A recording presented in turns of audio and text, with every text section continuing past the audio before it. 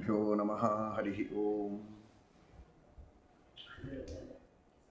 ಕಲ್ಯಾಣಾದ್ಭುತಗಾತ್ರಾಯ ಕಾಮಿತಾರ್ಥಪ್ರದಾಯಿನೇ ಶ್ರೀಮದ್ವೆಂಕಟನಾಥಾಯ ಶ್ರೀನಿವಾಸಾಯ ತೇ ನಮಃ.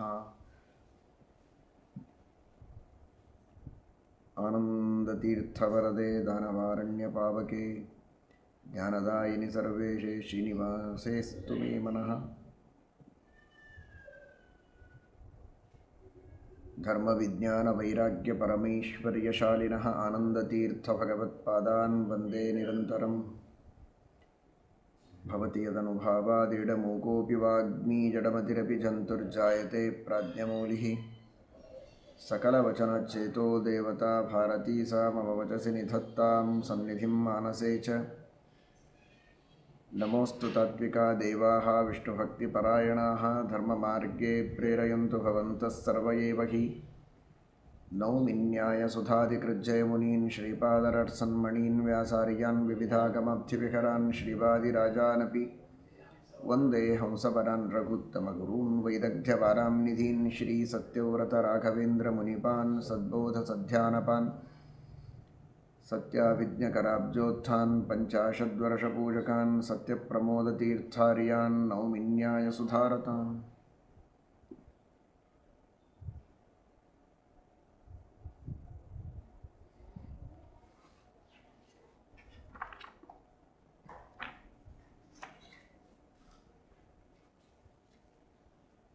ಶ್ರೀನಿವಾಸದೇವರ ವರಾಹದೇವರ ಮಹಿಮೆಯನ್ನು ಭೂವರಾಹಸ್ವಾಮಿಯ ಶ್ರೀನಿವಾಸನ ಸನ್ನಿಧಾನದ ಬಲದಿಂದ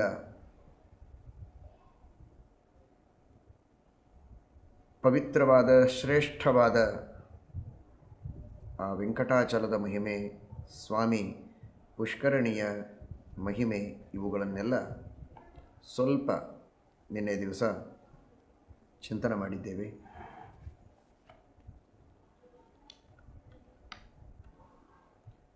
ವರಾಹ ಪುರಾಣದ ಮುಂದಿನ ಭಾಗದಲ್ಲಿ ಶ್ರೀನಿವಾಸದೇವರ ಮಹಿಮೆ, ಭಕ್ತರ ಮೇಲೆ ಶ್ರೀನಿವಾಸದೇವರು ಮಾಡಿದ ಅನುಗ್ರಹದ ವರ್ಣನೆಯನ್ನು ನಾವು ಕಾಣುತ್ತೇವೆ. ವೃದ್ಧನಾದ ಜೀವನದಲ್ಲಿ ಆಶೆ ಇದ್ದರೂ ಅನಿವಾರ್ಯತೆಯಿಂದ ಆಶೆಯನ್ನು ಕಳೆದುಕೊಳ್ಳುವ ಸ್ಥಿತಿಯಲ್ಲಿದ್ದ ಒಬ್ಬ ವೃದ್ಧನನ್ನು ಹೇಗೆ ಭಗವಂತ ಕುಮಾರಧಾರ ತೀರ್ಥದಲ್ಲಿ ಸ್ನಾನವನ್ನು ಮಾಡಿಸಿ ಅವನಿಗೆ ಉತ್ತಮವಾದ ತಾರುಣ್ಯವನ್ನು ನೀಡಿ ಸಂಪತ್ತನ್ನು ಕೊಟ್ಟು ಜ್ಯೋತಿಷ್ಠೋಮಾದಿ ಯಜ್ಞಯಾಗಗಳನ್ನು ಮಾಡುವುದಕ್ಕೆ ಸಾಮರ್ಥ್ಯವನ್ನು ಕೊಟ್ಟ ಅಂತ ಕೇಳಿದಿರಿ ನಿನ್ನೆ. ವಿಶ್ವಾಸ ಫಲದಾಯಕ ಅಂತ ಗುರುಗಳ ಮಾತಿನಲ್ಲಿ, ದೇವರ ಮಾತಿನಲ್ಲಿ ವಿಶ್ವಾಸವನ್ನಿಟ್ಟರೆ ಮನುಷ್ಯನಿಗೆ ಫಲ ಸಿಗುವುದರಲ್ಲಿ ಯಾವುದೇ ಸಂಶಯವಿಲ್ಲ.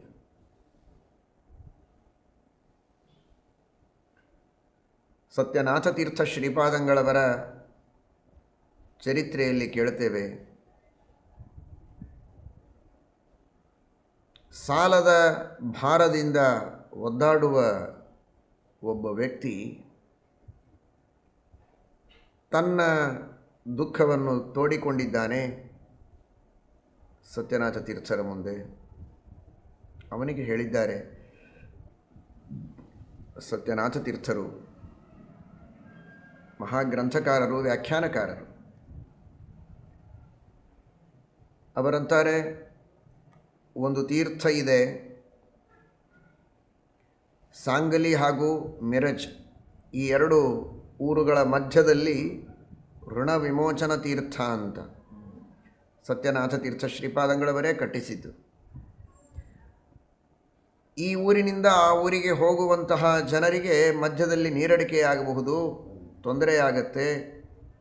ಅನೇಕ ಪಶುಗಳು, ದನಗಳು, ಅವುಗಳಿಗೂ ಕೂಡ ನೀರಡಿಕೆಯಾಗಿ ಒದ್ದಾಡುವಂತಹ ಪ್ರಸಂಗ ಬೇಸಿಗೆಯಲ್ಲಿ ಮಧ್ಯದಲ್ಲಿ ಒಂದು ಪಶುಗಳೂ ಇಳಿದು ನೀರು ಕುಡಿಯುವುದಕ್ಕೆ ಅನುಕೂಲ ಆಗಬೇಕು. ಅಷ್ಟು ದೊಡ್ಡದಾದಂತಹ ಒಂದು ಸರೋವರದ ರೀತಿಯಲ್ಲಿರುವ ಬಾವಿ, ಇಳಿಯುವುದಕ್ಕೆ ದೊಡ್ಡ ದೊಡ್ಡ ಮೆಟ್ಟಲುಗಳು, ಪಶುಗಳಿಗೂ ಇಳಿಯುವುದಕ್ಕೆ ಅನುಕೂಲವಾಗುವ ಎತ್ತರ ಕಡಿಮೆ ಇದ್ದ ಅಗಲ ಇದ್ದಂತಹ ಮೆಟ್ಟಲುಗಳು, ಹಾಗೆ ವ್ಯವಸ್ಥೆಯನ್ನು ಮಾಡಿ ತಾವು ಅಲ್ಲಿ ಸ್ನಾನವನ್ನು ಮಾಡಿ ಆಹ್ನಿಕವನ್ನು ಮಾಡಿಕೊಳ್ತಾ ಇದ್ದರು.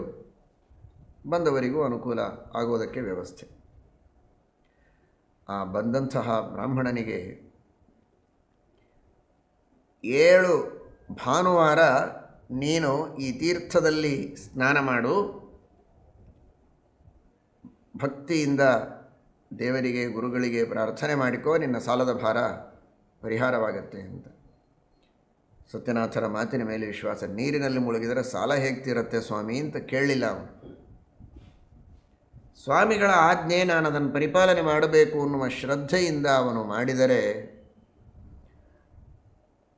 ಗುರುಗಳು ಹೇಳಿದ ರೀತಿಯಲ್ಲಿ 7 ಭಾನುವಾರ ಆ ತೀರ್ಥದಲ್ಲಿ ಸ್ನಾನ ಮಾಡಿ ಅವನು ಹೋಗೋದರೊಳಗೆ ಅವನಿಗೆ ಬೇಕಾದಷ್ಟು ತಾನೇನು ಸಾಲ ಮಾಡಿದ್ದ ಆ ಸಾಲ ತೀರಿ ತಾನು ಸುಖವಾಗಿ ಜೀವನವನ್ನು ನಡೆಸೋ ಹಾಗೆ ಎಷ್ಟು ಬೇಕೋ ಅಷ್ಟು ಸಂಪತ್ತನ್ನು ಅವನಿಗೆ ತಂದುಕೊಟ್ಟಿದ್ದಾರೆ.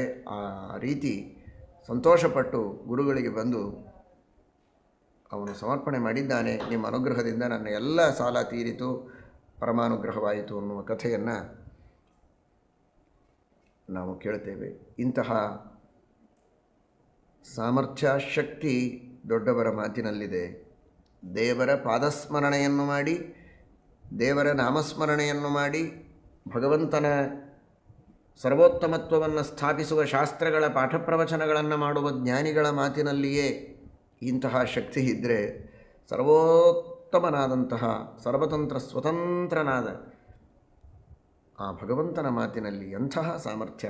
ಸಕಲ ಜಗನ್ನಿಯಾಮಕ ಅವನೇ. ಜಲ, ಸ್ಥಳ, ಅನಿಲ, ನಭಸ್ಥಳ ಎಲ್ಲವುಗಳನ್ನೂ ನಿಯಮನ ಮಾಡುತ್ತಾ ಅಂತರ್ಯಾಮಿಯಾಗಿದ್ದಂತಹ ಸ್ವಾಮಿ.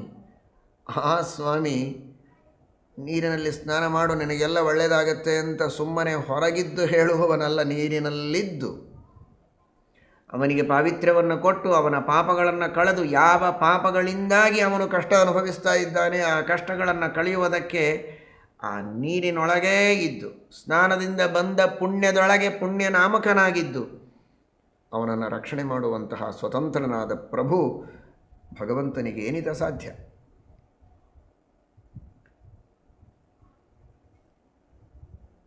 ಹೀಗೆ ಭಗವಂತ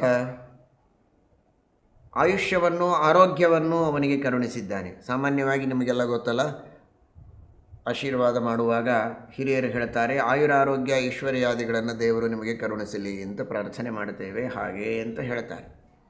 ಆಯುರಾರೋಗ್ಯ ಐಶ್ವರ್ಯ, ವರಾಹ ಪುರಾಣ ಅದೇ ರೀತಿ ಹೇಳ್ತಾ ಇದೆ. ಆ ವೃದ್ಧನಾದವನಿಗೆ ಆಯುಷ್ಯ, ಆರೋಗ್ಯವನ್ನು ಕೊಟ್ಟರೆ ಮುಂದಿನ ಕಥೆಯಲ್ಲಿ ಶಂಖ ಎಂಬ ರಾಜ, ಶಂಖಣ, ಶಂಖ ಎರಡೂ ತರಹ ಪುರಾಣಗಳಲ್ಲಿ ವ್ಯವಹಾರ ಉಂಟು. ಶಂಖ ಅಥವಾ ಶಂಖಣ ಎಂಬ ಹೆಸರಿನ ಆ ರಾಜನಿಗೆ ಉತ್ತಮವಾದ ಐಶ್ವರ್ಯ, ಅಧಿಕಾರ, ರಾಜ್ಯವನ್ನು ಕೊಟ್ಟು ಪರಮಾತ್ಮ ಹೇಗೆ ರಕ್ಷಣೆ ಮಾಡಿದ ಅನ್ನೋ ಕಥೆಯನ್ನು ತಿಳಿಸ್ತಾರೆ. ಹಾಗಾದರೆ ಆಯುರಾರೋಗ್ಯ ಐಶ್ವರ್ಯಾದಿಗಳನ್ನು ನಿಜವಾಗಿ ಕರುಣಿಸುವುದು ಭಗವಂತನೇ ಅನ್ನುವ ಒಂದು ತತ್ವವನ್ನು ವರಾಹ ಪುರಾಣ